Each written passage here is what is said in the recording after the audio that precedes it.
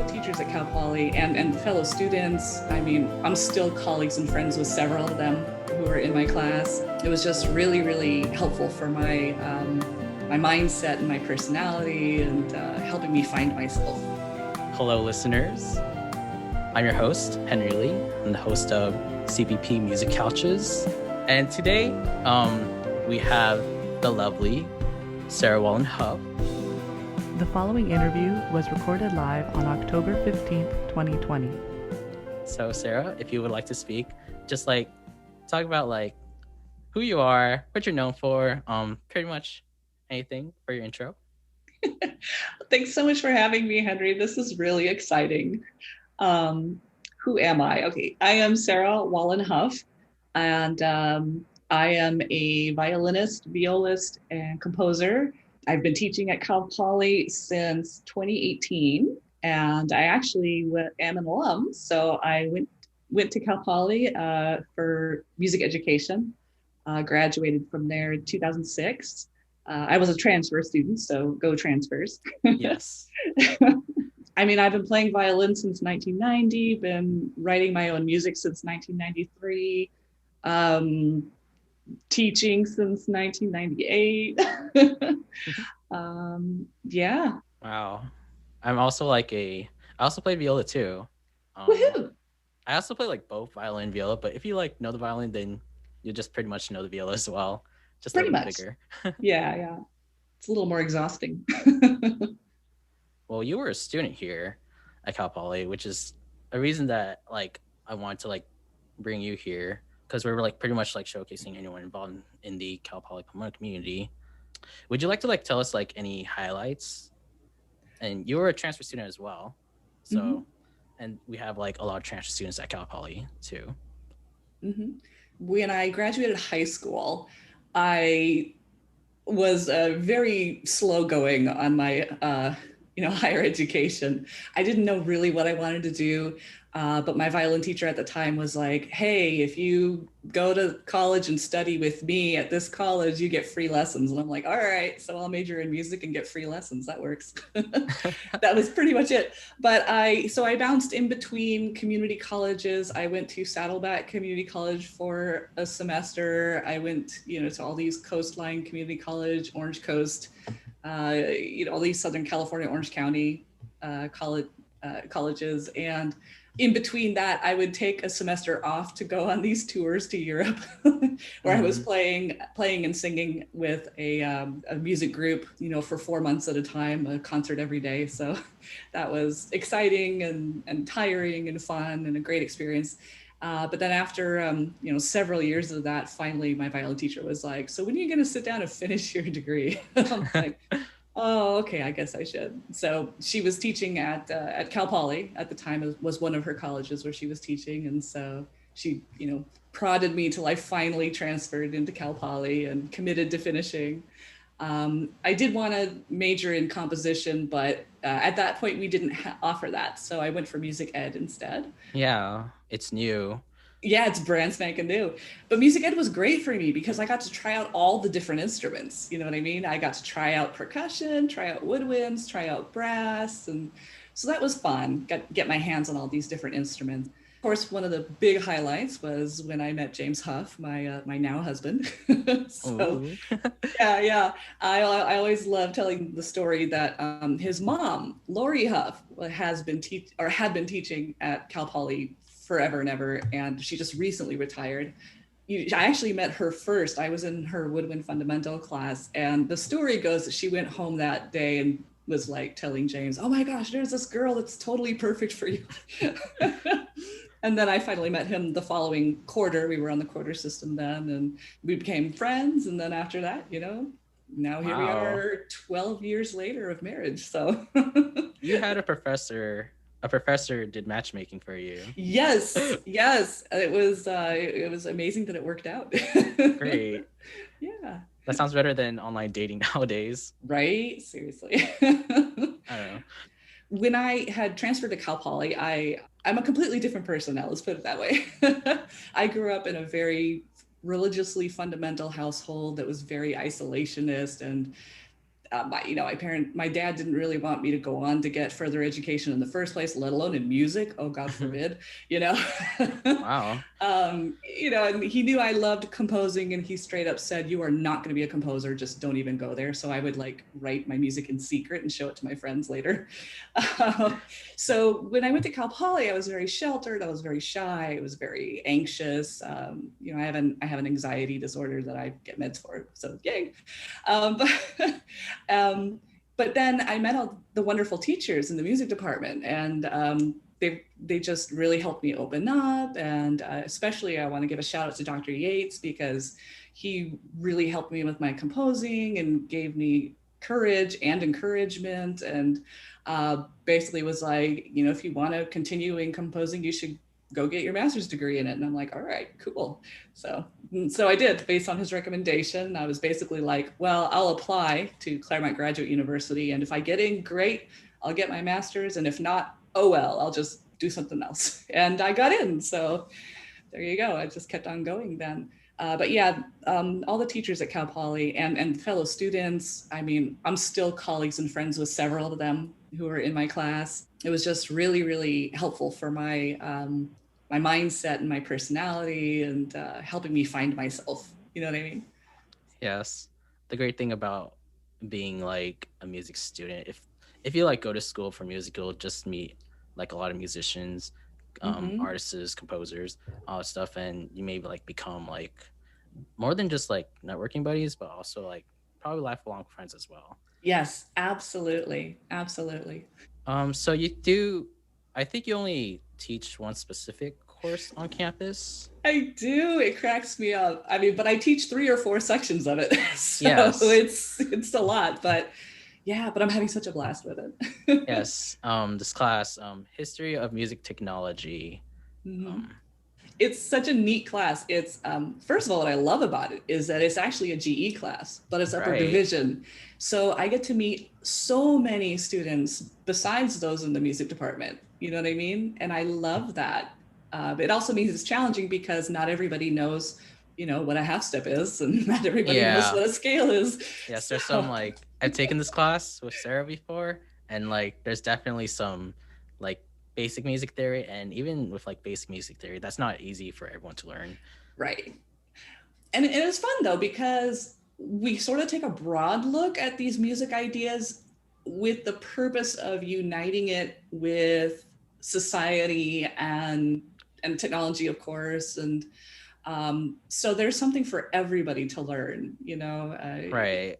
I've even had music students who were like, oh, I didn't even know what monody was, Yeah, you'll learn if you're gonna like take this class, you're gonna like learn a lot of things. Like I've learned stuff about like I didn't think that we'd start in like ancient music history, and it goes all the way to the present. So it's like a great exposure to like Western classical music as well. If you've never even learned about Western classical yet, I personally liked it. I loved it actually, because like I'm like definitely like also like this like nerd for like music technology, but it also like goes like there's like a lot of like pop cultural stuff that Sarah introduces to that class as well. When it comes to like education, you want like students to like reference to like something that's like well known too.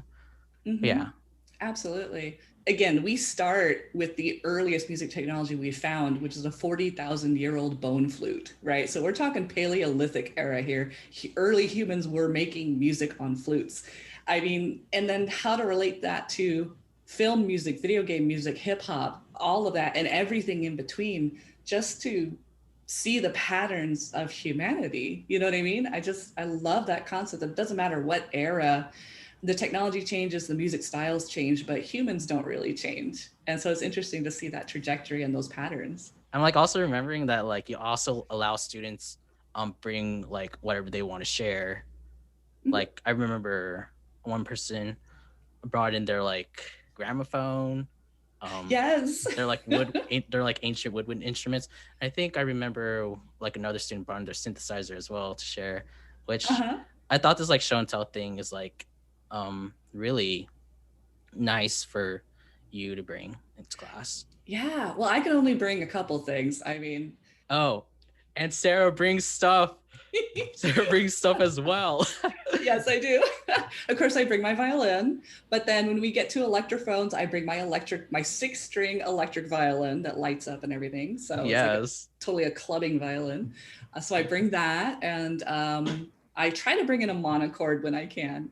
But that thing is a monster. Also, I don't know if you were in class when we found it, but Will found that we had a 1948 music writer, which is one of the music typewriters.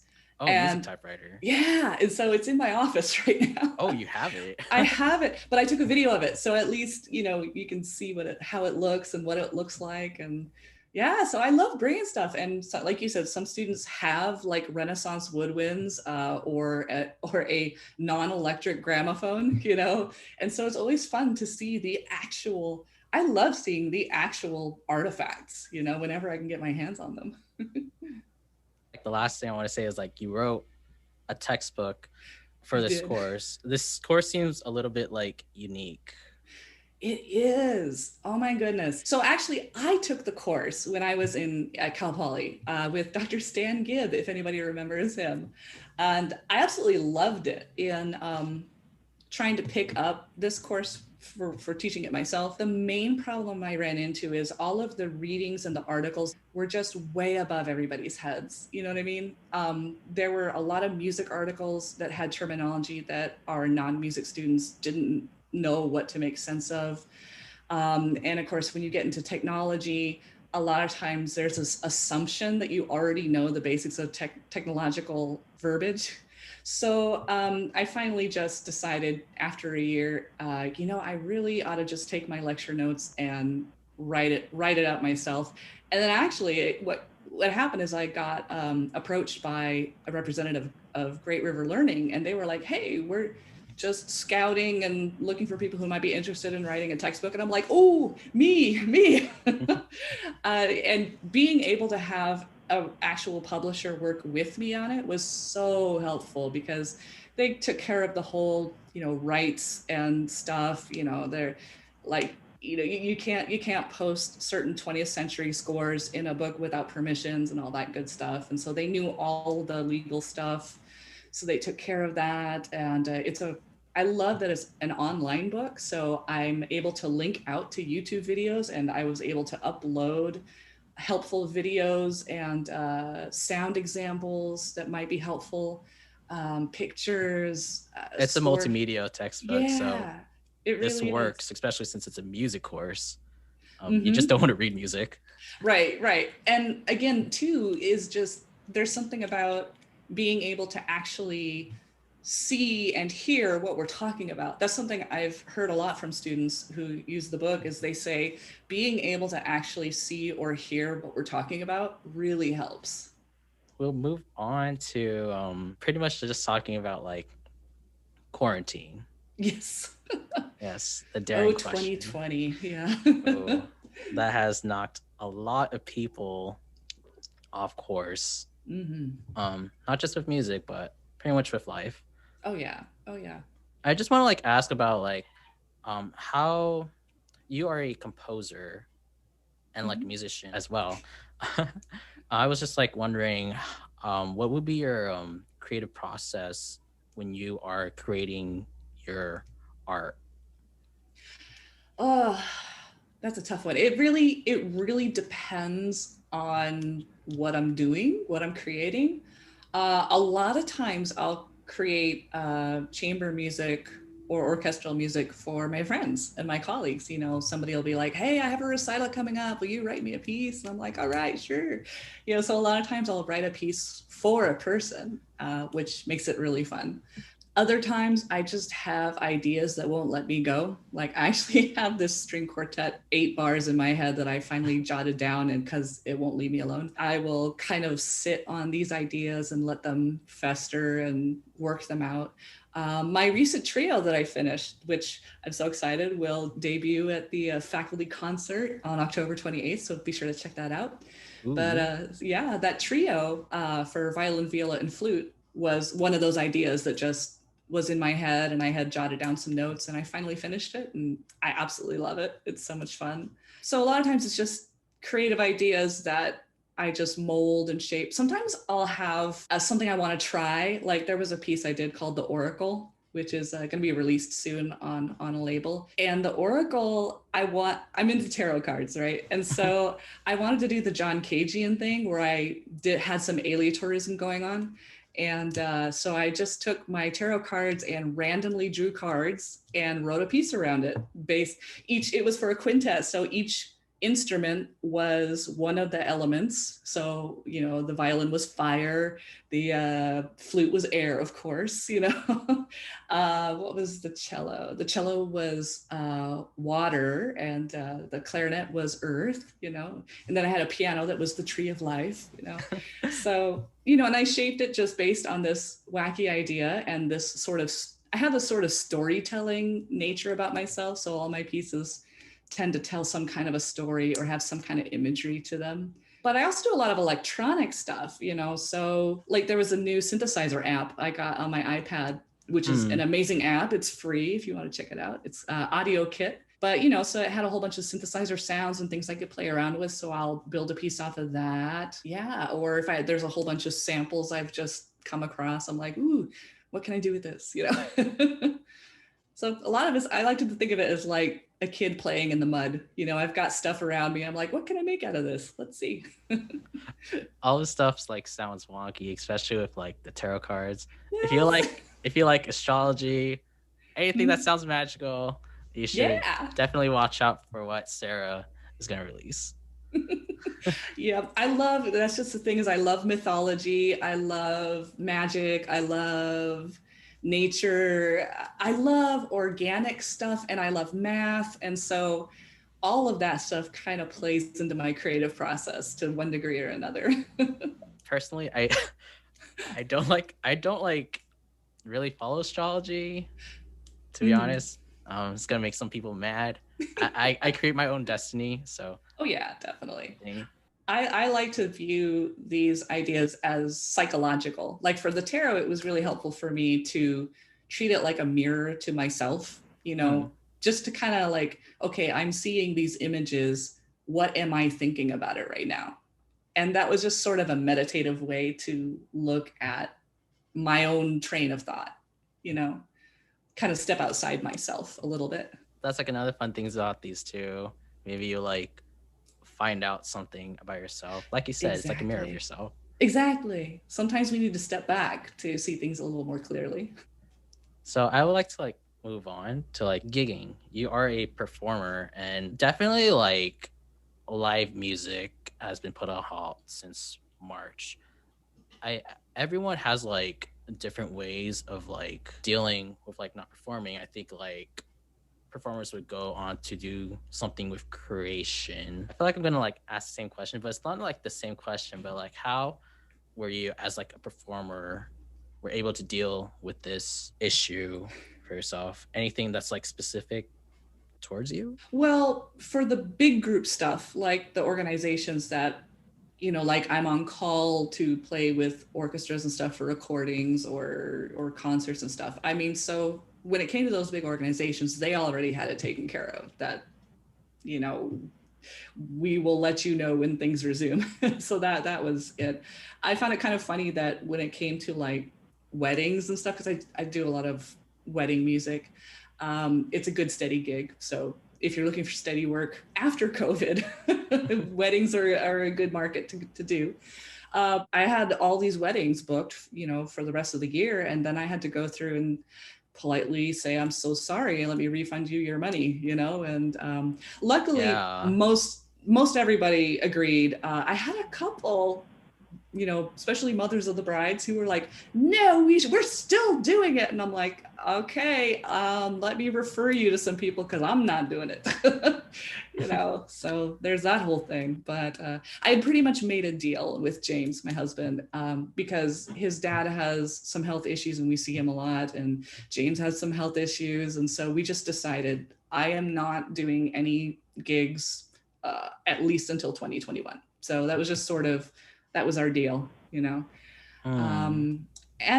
luckily we're in a position that I was okay with it, I mean, there were a couple opportunities where I got to play some some streaming concerts. Like there was a concert I did for a senior living center where they set up a Google Hangouts, Google Meet, thing for all their residents. And so I just did the concert in my studio and set up my computer. So that was fun, What else? Oh, like this opportunity with the faculty concert is a great opportunity because I was able to put together the trio recording separately. So we put the recording together, and then the flute player that I worked with, Shannon Canchola, she and I, she sent me her video of her playing to her part, and I just put together this cool music video with it, so that's another way to do that. But I think what's really interesting for me is that the pandemic gave me a chance to sort of really sort myself out,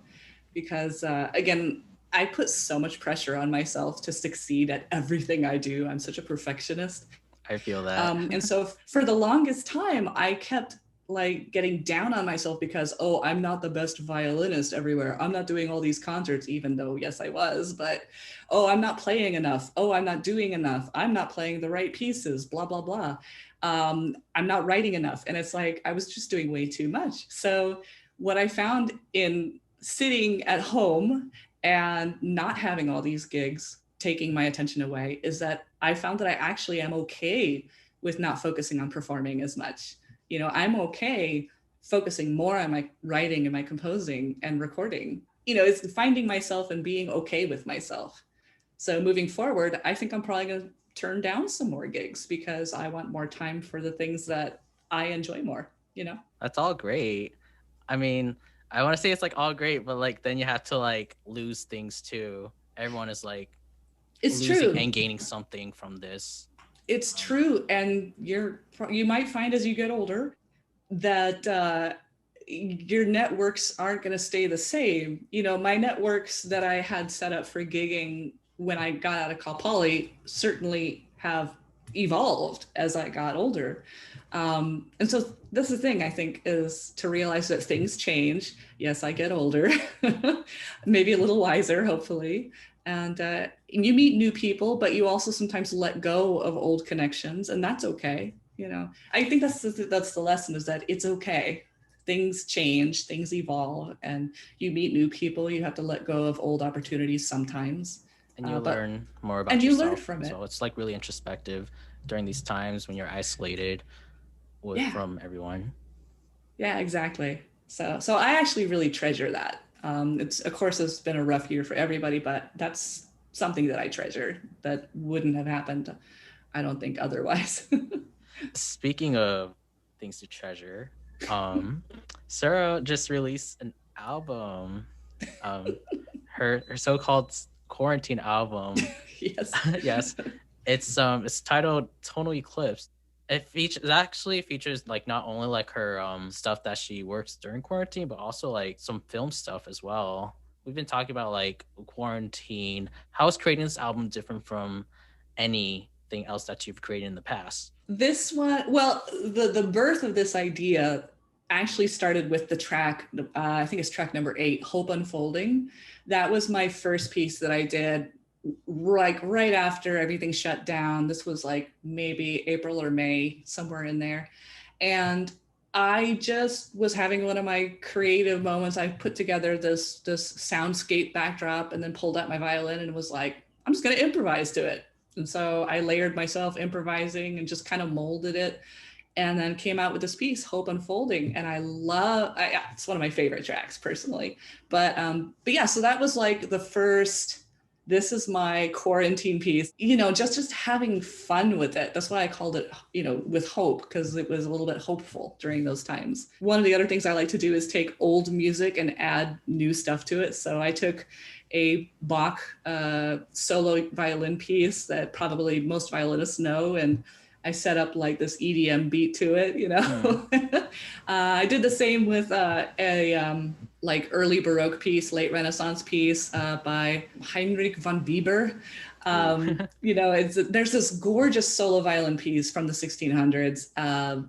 And I just decided to take parts of it and turn it into a string trio with, again, electronic beats and stuff. And So I took a lot of those pieces where I'm playing by myself and then just throwing some cool licks behind it and everything. And then finally, the last peg in the hole, if you will, was the title track, Tonal Eclipse of the Heart. Ha ha ha.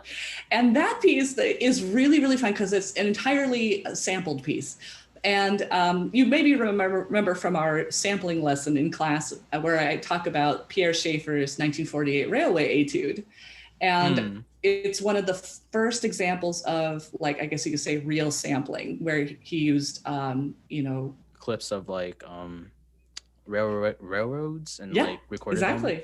A train going down a train track and the train whistles, and he recorded it on tape and then cut that tape up like literally with scissors, to create these samples, right? So, and I have been forever wanting to resample the sampled work that Schaeffer did. I thought that would be so fun because you have these train noises that you could turn into a beat, right? And so this was part of the pandemic thing where I'm like, well, I got nothing else to do. Why don't I do that? So I took, the Railway Etude, chopped it up a bit, turned it into my own beat thing.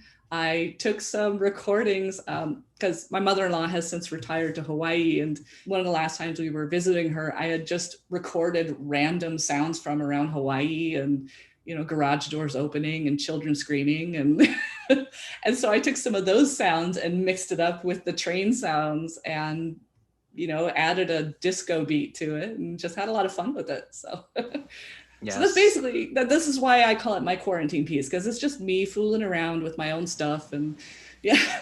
It sounds enjoyable to do too. Like if you have like a microphone or anything to record with, you can just like record noises and just do anything with that noise. Basically, pretty much just sampling. Yeah, absolutely. It's so much fun and it's so creative. You're taking pre-existing stuff that you've recorded on your phone and turning it into artwork, You also written music for a film. Would you like to tell us how that came about? Sure. Those are 3 tracks on that album, Tonal Eclipse. Since I realized I was going to release it as an album, I asked the director, hey, can I just also release this on there since, she's like, sure. So the director, we call her T, Teresa Richardson. She, wonderfully talented woman. She's an actress. She's a writer, a director. She's really into the independent film scene. And I had met her years ago when we were living out in Valencia. And so once she started hooking up with this other team, they call themselves Tequila Mockingbird. Tequila Mockingbird Productions. Yeah. Their first big thing involving me was they did one of those 48-hour film contests where you have to write and make a film in 48 hours. Just write and make a film? Yep. Wait, like writing a script and then recording it too? Yep. Oh. And music and sound and everything in 48 hours. It's a challenge. Yep. Yeah. And you get like a prompt, you get like a genre out of a hat, and you get like some basic things you have to include in it. And then they just say, okay, you got 48 hours. So that was the first project I did with them. We came up with a short film called Shady Oaks Takedown, which is basically, if you can imagine, a Krav Maga film in a senior center with a couple of little old ladies who are mad at each other. It's amazing. So I did the music for that. I seriously threw it together in like 6 hours, but it was so much fun. And after that, I mean, T has always loved my music and loved collaborating with me. And then they came out with another series of shorts where they each did one. And T's was called I Spy A Foodie. Basically, the mood she was going for, I sort of describe it as Quentin Tarantino meets the Beatles. Meets the Beatles. Yeah. So, so that one was a lot less pressure, of course, than the first one. She approached me during the summer. Yeah, I had a few weeks, a month to write the music for that. It was 7 minutes of music, so it wasn't bad. I did a lot of electronic stuff with it. It did, my score did get nominated at the Idlewild Cinema Festival for, best short score. So I'm like, yay. Clap, clap, clap. I didn't win, but I got nominated. So that works for me. That's so amazing. Is there like any track from Tonal Eclipse that you would like to share to the audience? I cannot decide between doing the title track Tonal Eclipse or Hope Unfolding. I don't know. Can you help me decide? Which would you pick? I go with the title track. Okay. Here is Tonal Eclipse of the Heart.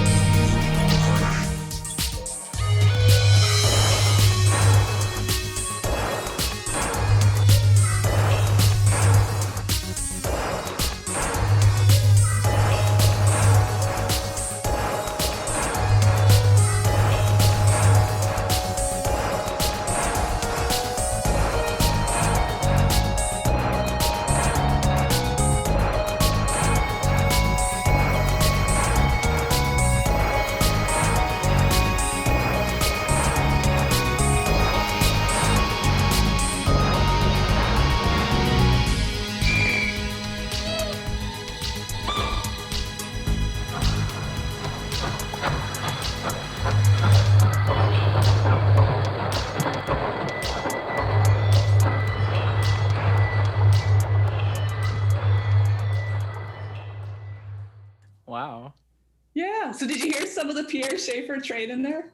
Definitely. I wanted to like comment about that. I really like I do like that use because it's like it has that like it's definitely like industrial stuff. Yeah. And Right? then yes, you have that like industrial intro and then you like get into that electronic beats, which is all like ooh, kind of like kind of like want to dance to as well. It's like it's like a fun production. Yeah. Yeah, I feel like this kind of reminds me of like an opening to like a television show.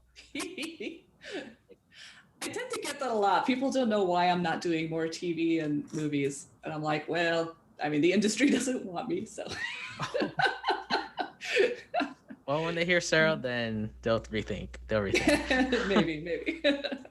Yeah, but it was a lot of fun. Like I said, that's something I'd been wanting to play around with for years, ever since I first knew about the Schaefer piece. And I'm like, let's just do it. Yes. Yes. You guys should like listen to Tonal Eclipse. It'll be like on her social media and that stuff.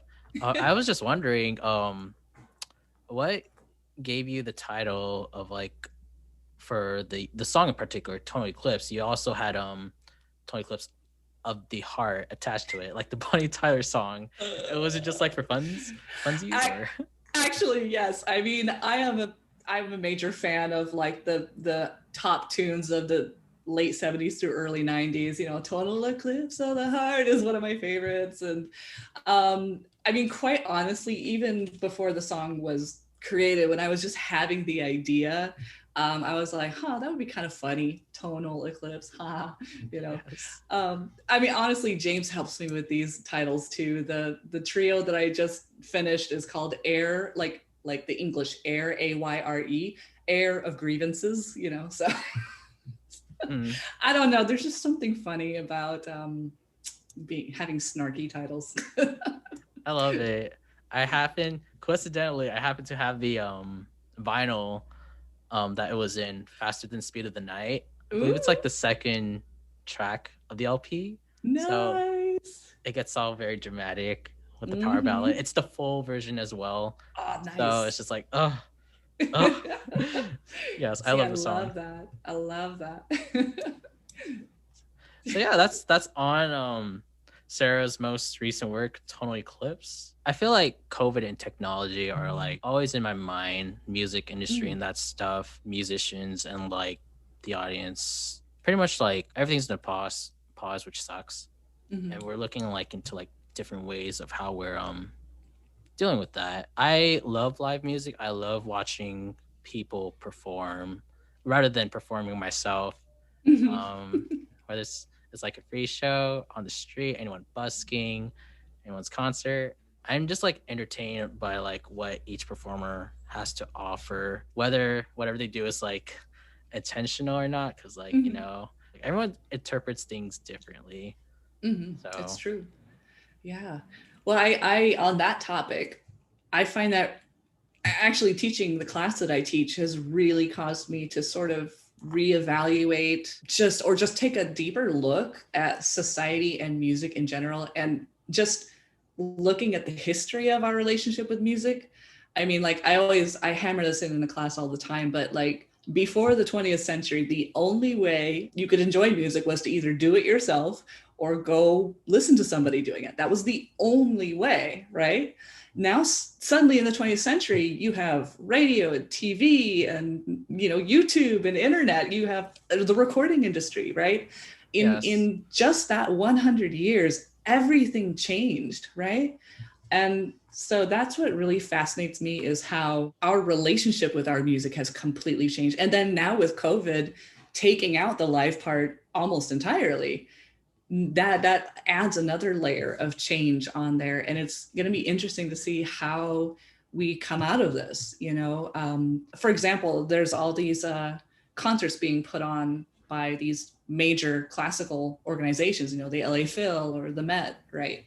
Yeah. And they're all free right now, right? Whereas you once had to pay. And that already is going to change the dynamics of the way people interact with that music experience. You know what I mean? Yeah. I guess like with like a lot of live streams, like more musicians are like performing for free. Exactly. And it stinks because this is our livelihood. We want to get paid for it at the same time. I mean, we've seen this with streaming. I mean, you remember my lectures about how streaming, like you cannot make a living on streaming. You can't. It's just one source of like income.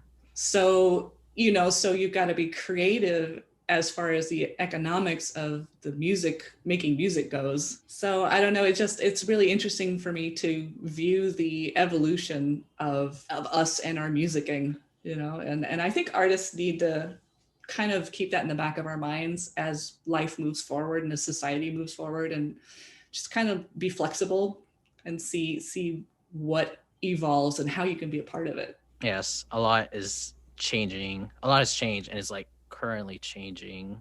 It's still crazy, and like I wish that like we can like definitely get out of this like right now. Yeah. Yes. Yeah. I miss going to the mall. I do. The mall. I miss just walking around. Yeah, I just miss being like together around people. Yes. There's only so many hours you can handle being on Zoom. Has there been like a specific quarantine hobby that you picked up? Well, when we first started quarantine, we got Animal Crossing, New Horizons. So I literally spent Yes. hours on end playing I've been Animal Crossing. yes, I've been seeing it on your social media too. Yes. So I don't play it as much anymore because now we have our island built, everything is set. I just kind of maintain it Nice. and change things here and there. But there's that. And then I got in on Story of Seasons that recently came out on Switch. So I've been playing that, maintaining my farm, you know. I've always got a special place in my heart for Mario Kart 8. Mario Kart. I love playing online, you know, racing against people. Here's the funny thing is I could get down on myself for not doing other things that I would normally be doing. But, you know, this is such a difficult time that it's better, I think, to just, you know, chillax and be Right. be easy on ourselves. Play games, like play video games and don't be ashamed of it, you know? Yes, self-coping is like really important. That's why you like Mhm. start doing things that you don't usually do, but you actually do enjoy. Yeah, exactly. Exactly. I have a friend, one of my best friends, who's a phenomenal viola player, like solo level violist. She started her own Etsy jewelry store, Hmm. and she's been making clay earrings since the lockdowns, and she's doing really well. I'm so proud of her. And it's just, you know, another artistic outlet for her. Nice. We love small businesses. Yeah, Small businesses and absolutely. local business. Support your local businesses. Amen. Yep, yep, yep. Support your artists as well, Mm-hmm. too. Artists you Exactly. know, local level, indie level, all that stuff. Mm-hmm. What like influences you to like create your music, or what even like made you start to like perform or like know that you want a career in music? Well, okay, so growing up and currently, some of my favorite sounds, you know, again, were the top music from the 70s to 90s. Love that period of music. I love Ravel. Ravel's one of my favorite composers. Leonard Bernstein, his Symphony Number 2 is one of my favorite pieces, and his Mass is a trip. If you haven't heard the Bernstein Mass, you should totally go hear it. Um, Rachmaninoff's third piano concerto. I heard that on the radio one time when I was a kid and just fell in love with it. I was listening to Rachmaninoff on the radio the other day. Oh, it's so beautiful, rich and beautiful. I love Queen. Queen. Yes, hello. Oh, Bohemian Rhapsody. I will drop everything and just start singing that guitar riff like all day. I love Yes. that. I love Queen, but I also love Within Temptation.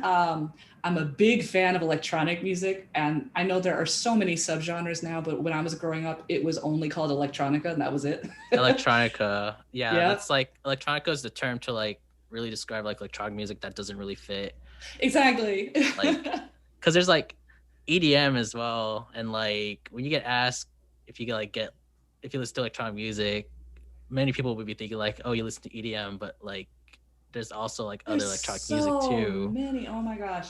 Growing up, I had this stint where I was in love with listening to Yanni and Yanni. Enya and Yanni. I was like Hmm. into ambient for a while.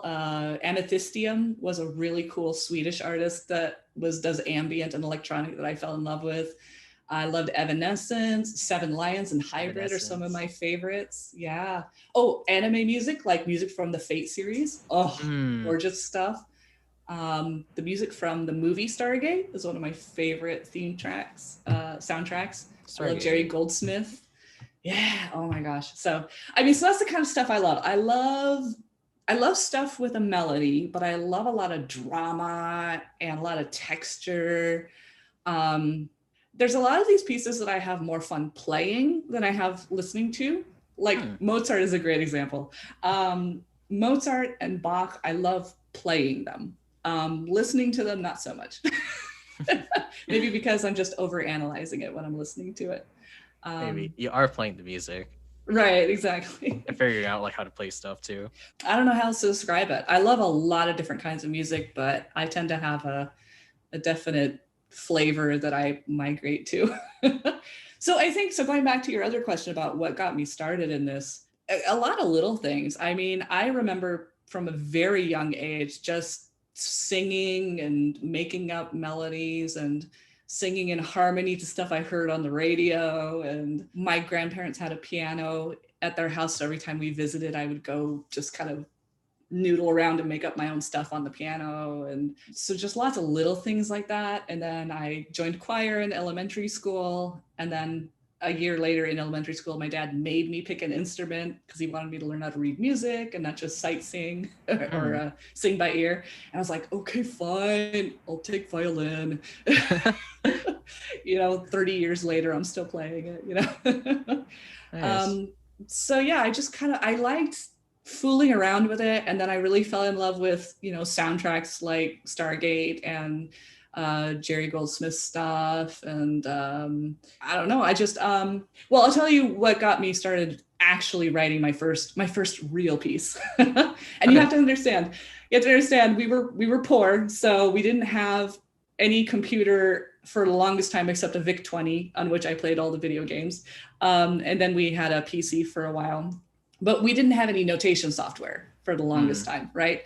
And so I wrote everything by hand. I just got blank manuscript paper and just did it all by hand. We didn't even have a piano, so I did a lot of it by ear. So my ear training got really good. But so when I was 13, there was this assignment in junior high. Our choir teacher was like, hey, I forget what the assignment was, but it was basically like, learn to write out your favorite melody or whatever. And of course, me, like the nerd I am, I just went and wrote my own song.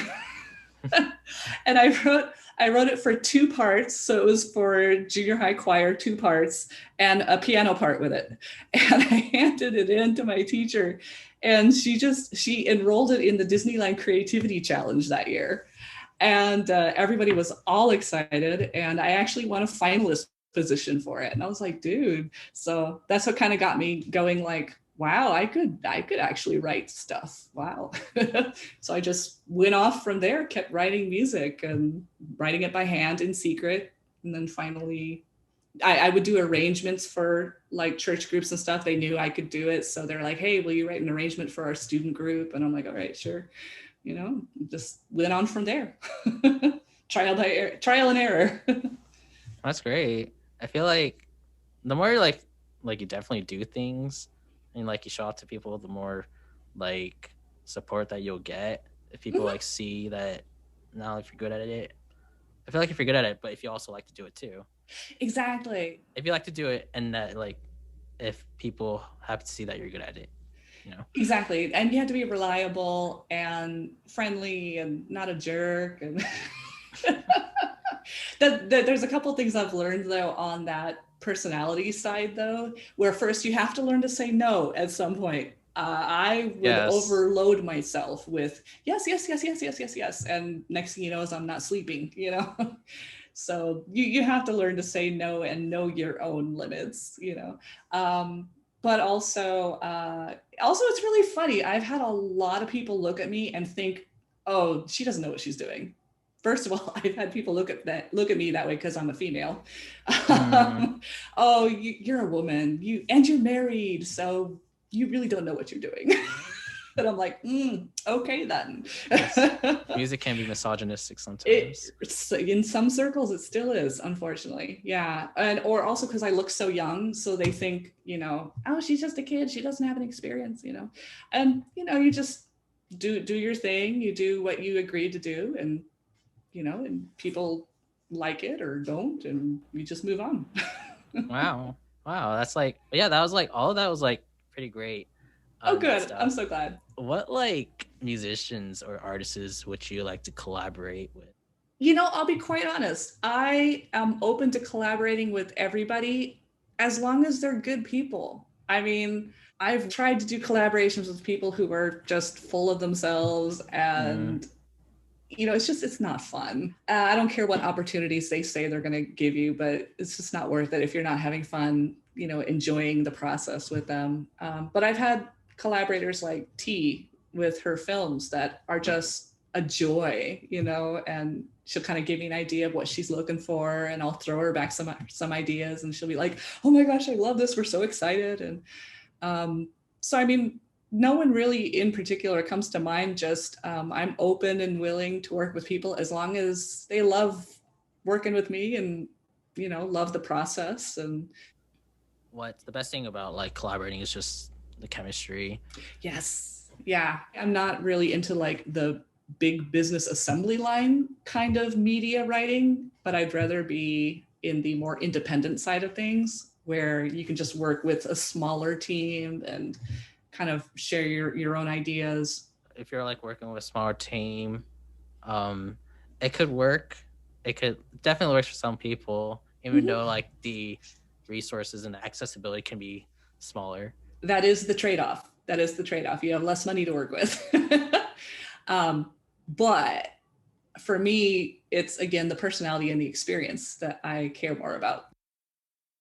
Since like you are a a professor for music technology, I was wondering what's like your favorite piece of music technology? Like any music technology, does it have to be an instrument or something to create music with? Yeah. Something that can like help create music, or you know. I have two favorites that I can't decide between. Honestly, one of my absolute favorites is notation software. I think because I grew up doing it all by hand, and I love being able to just type the notes in, print it out, it's legible, hear it play back so I know what I'm doing. Copy and paste. Oh my gosh, the whole cut and paste and copy and paste thing is amazing. So I love notation software, but I also love microphones. Not that I'm an expert on it, but I have a couple of condenser mics and I have a direct mic. And it's just been so amazing to have just even those three mics to work with. Because then, yeah, I can do a lot of stuff in my computer and in my DAW, a lot of digital instruments and synthesizers. But then when I want to just pull out my violin and be like, I just want to play this one lick, boom, there it is on my computer, So yeah, I think it's a toss up between notation software and microphones that plug into your laptop. For notation software, would you recommend to the listeners either MuseScore or Sibelius? See, I wondered if you were going to ask about Finale too. Finale. Okay, so I forgot about that. the one that I have settled on so far is Notion. That's actually PreSonus's software.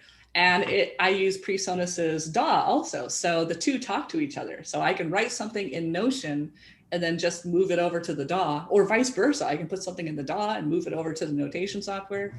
But I actually stumbled on Notion because I was looking for something inexpensive, but reliable. And the playback is sampled from the London Symphony Orchestra at Abbey Road Studios. So, I mean, the playback is gorgeous. And I really, really like it. I've used Sibelius in the past, but before it switched over to whoever owns it now. I forget. Avid? Does Avid own it now? Well, there was one point where somebody different owned it, and that's when I was using Sibelius. And actually, I liked Sibelius. I liked it a lot. I used Finale for a bit also. Someone gave me a pirated copy when I was a teenager. That was my first notation software. But I got the chance to use it. And I liked it okay. I actually liked Sibelius better than Finale. But the thing that bugs me the most is just how doggone expensive these programs are. I'm like, really? Come on, guys. It's really ridiculous. So for that, I like MuseScore. I had actually used MuseScore too. I liked to collect sound fonts, and like sometimes I could get some really cool sounding sound fonts and just upload it into my MuseScore program. So MuseScore, I highly recommend it, especially if you're on a budget. It's free. It's free, yes. The one thing I'm worried about Notion with is that I'm worried that the industry is so focused on DAWs now and samplers and digital audio workstations, but not notation, right? Because less and less people are writing music who know how to read music. More people are writing music just by using samples and loops and stuff.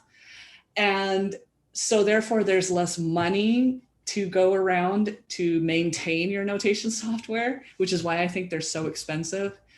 So that's a little bit of a downside, is that I rely on notation so much, but the industry isn't set up for that, right?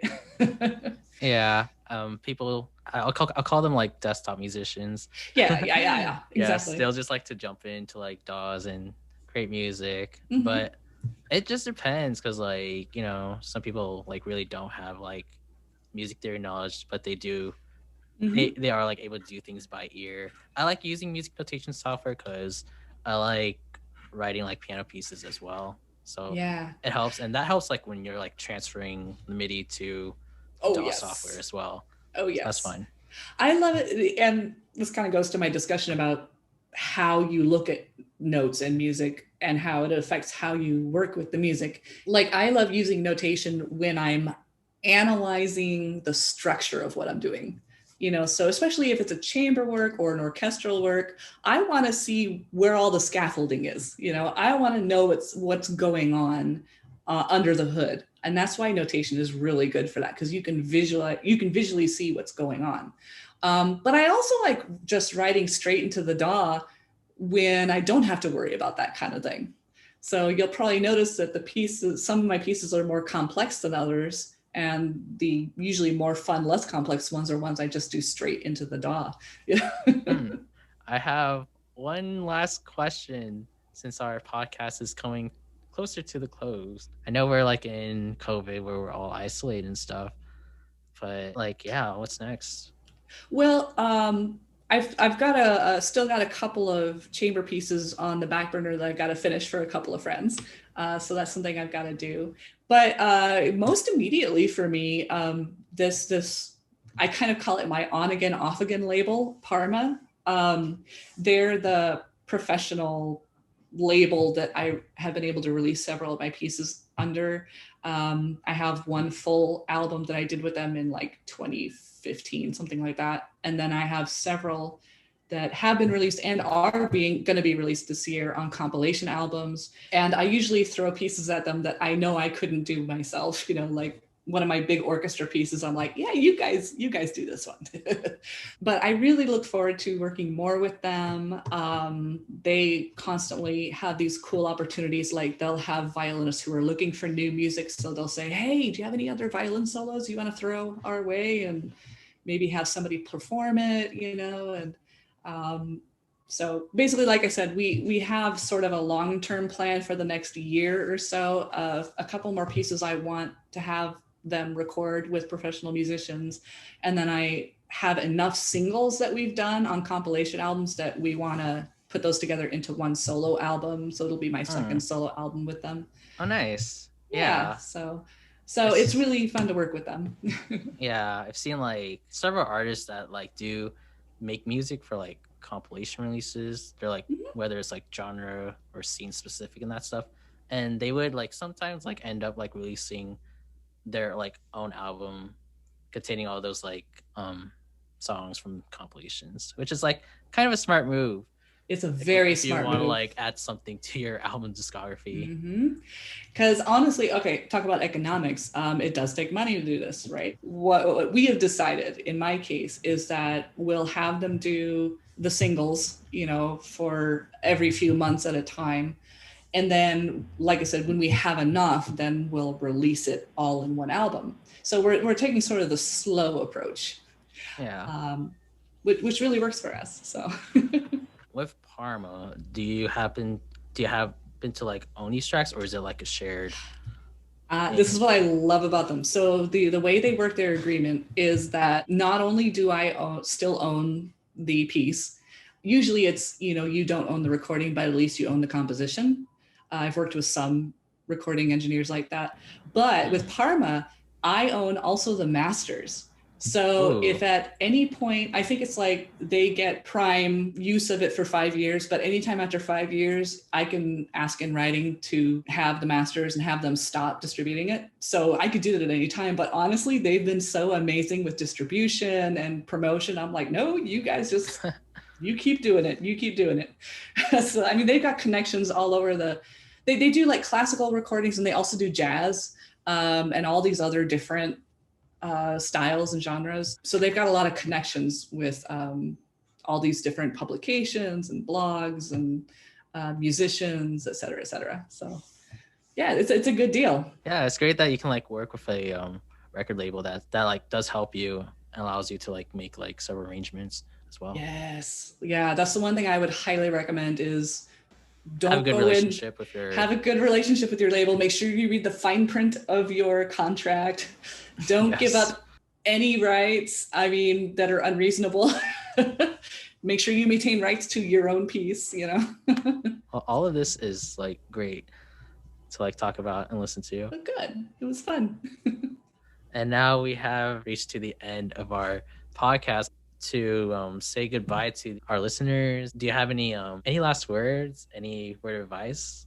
Honestly, be true to yourself. That's the best thing I could say. I have had so many people throughout my life tell me how I should be or what I should be doing, what I should be creating, or, you know, but get to know yourself better and life will be a lot more pleasant.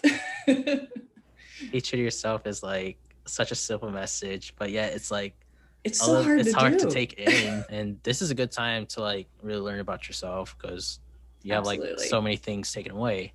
Mm-hmm. And be courageous enough to do what you know you need to do. So yeah, we have reached to the end of our podcast right now. CPP Music Couches. It has been very fun to talk with you, Sarah. I want to thank you. My pleasure. Thanks. Yes, for being here. And I also want to thank Teresa Kelly, the one who proposed of this like podcast idea for the music department. Before we leave, would you like to like tell the audience where can we find your music, social media, and all that stuff? Yeah. So basically you can start with sarahwallinhuff.com and you'll be able to find everything, my blog, my sheet music list. You can buy some sheet music for me if you like.